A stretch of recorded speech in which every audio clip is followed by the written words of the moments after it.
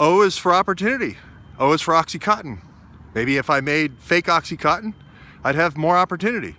So this is the famous spot yesterday where I found out deep uranium was dropping me. I had my little John Boehner moment. I'm a quiet like a whale baby. I lost my best guy. I did. It did feel like my right arm being chopped off. But it's happened to me before, many times along the way. The laptops, the Zanesville, all these things have happened along the way. I lost all the art dealers in Europe when the encrypted email got grabbed. So it's happened to me before when it got locked out. So this is what I need to focus on here, which is pay to play. Northrop Grumman behind me.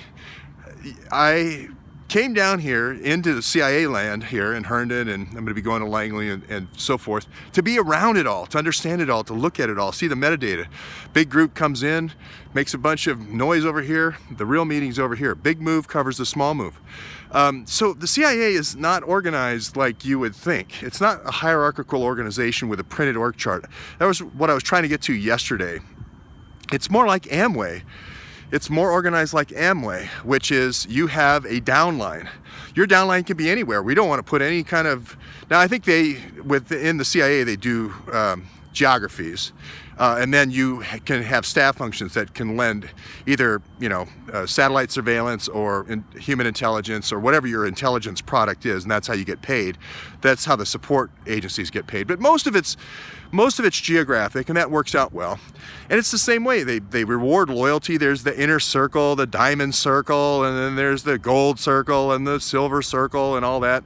And everyone who was just there first gets paid the most amount of money, and you take advantage of people buying into the program at the bottom, and you're constantly cycling through people with that initial, get started fee. And that's how the CIA is. So it's very stovepipe, or elevator shaft is the analogy. If you lived in a big building like this, with a lot of elevator shafts, you'd really get to know the people in your elevator shaft who lived right above you, especially who lived right below you, but you wouldn't have an idea of the whole line. And that's the same way that the rat lines are. The rat lines are getting set up, from end to end, from every country all the way to the destination. Okay. Now the way we break the rat lines up and compartmentalize it is with the blackberries. The blackberries are given along key strategic points and cutover points. That way nobody knows about the whole blackberry line. Now, as far as overseas goes, blue water part of the black line, that's the Senate. The Senate is going to be sending out stuff back and forth about foreign relations, or let's say House Intel. The more terrorism, the better, because that's going to mean more human trafficking, more drugs, more guns. Those are the ones those are your really profitable rat lines. And that's how you think of it. So that the Senate is the blue side. I don't need everybody. If I'm going to intercept their constituent, I don't need a whole bunch.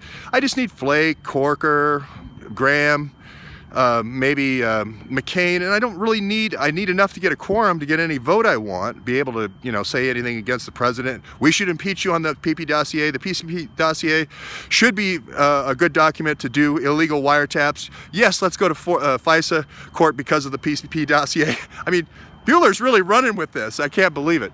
It's quite comical. I thought, he's going to do an arrest on Monday. Who's it going to be? Is he going to self-arrest? Is he going to arrest McCain? Is he going to arrest Comey? Is he going to arrest Rosenstein? Who's he going to arrest? But he's going to arrest Manafort. They set up Manafort, but that's okay. But this is what you have. This is the counter narrative. This narrative makes sense. This goes back to network topology when I did network troubleshooting. If you don't understand the network, if you don't understand the organizational structure, it makes the complexity of doing network troubleshooting so much more difficult. It's the same way you would run down a faulty electrical wire in a building.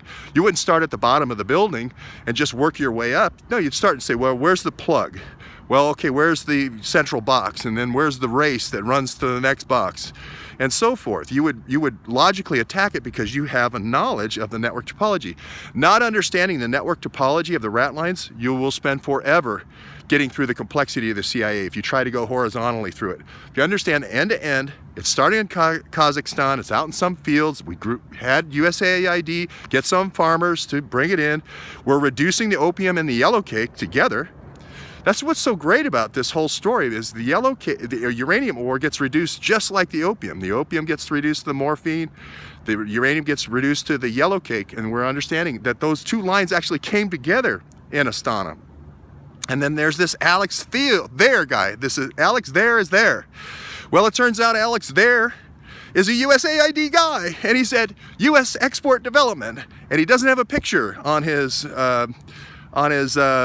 LinkedIn. And Alex there is going to be there when these rat lines are being set up. I can just tell you that right now. It's going to be Imran Awan, but there will be others. But I'm just saying Imran's going to be the key guy, the key confidant between Huma Abedin and Hillary Clinton. But understand